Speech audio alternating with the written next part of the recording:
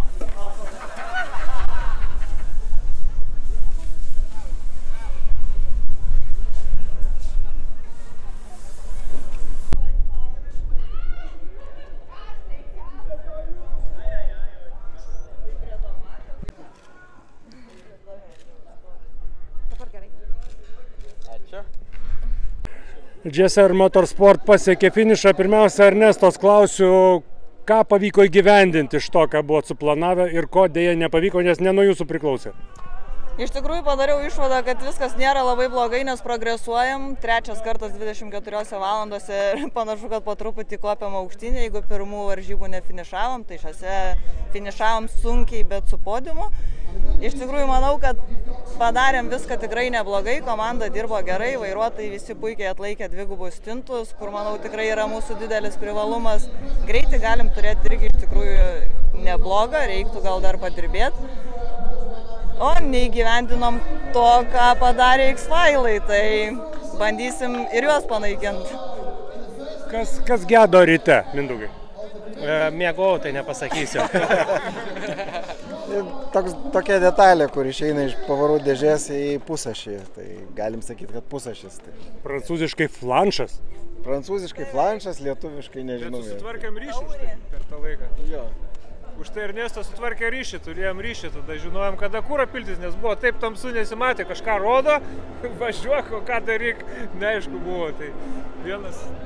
Apie sadomazochizmą kas gali papasakot, nes važiuoti 12 valandų turbūt yra labai įdomu, bet kodėl 24 valandas važiuoti yra įdomiau? Iš tikrųjų, manau, čia toks ir savęs išbandymas, kaip vairuotojo, visos komandos, automobilio ir iš tikrųjų bendras darbas. Turi viskas labai teisingai ir gerai veikti, kad turėtum gerą rezultatą. Tai manau, gal tas visus labiausiai ir veža. Gal papildys kažką.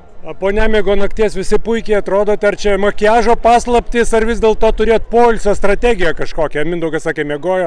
Aš tai gerai išsimiegojau, dėl to ir šiandien dar sekės gerai suvažiuoti. Mindaugas ant grožio eina. Lenktyninis makiažas, kai pakelia Poršas priekis smėliuko, tai tiesiai į veidą, tai gerai. O kur miegojate iš tikrųjų ir kiek valandų maždaug? Tai tikriausiai busę turim tam tikrą vietą išsimiegoti, tai kiekvieną kartą, kai baigiam vairuoti, svarbiausia greitai numigti bent kažkiek iki kito stinto, nes kitaip jau trasui pridarysim reikalų, pradėsim miegoti trasai.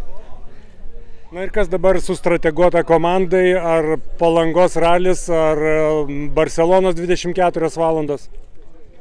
Mano asmeniškai planas tai Barcelona, aš Palangos ralį nenoriu dalyvauti šiemet, o pažiūrėsim kaip kolegos. Jūs? Matysim, galvosim, kaip ten su laiku, kaip ten su viskom. Šiaip yra tokio noro Barceloną išvažiuoti. Esminis klausimas, kiek laiko trunka džiaugsmas? Vat buvot ant podiumo, jau nulipot, baigėsi, džiaugsmas trunka tol, kol finišuoji, kai finišuoji, kaip? Iš tikrųjų, jeigu atvirai pasakius, tai tas podiumas ir ta taurė, tai čia mažiausia dalis viso to džiaugsmo. Tiesiog yra smagu čia būti, su gera kompanija, gerai leist laiką ir jeigu dar viskas pavyksta gerai iki galo, tada tas džiaugsmas tęsiasi dar bent savaitę. Tu gyveni tą emociją, ką sugebėjai padaryti, ko nesugebėjai.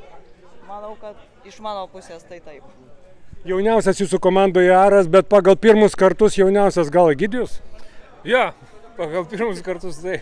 Kokie pirmi kartai šį kartą buvo? Laimės pilnos kelnės, visko daug, ta prasme, viskas nauja.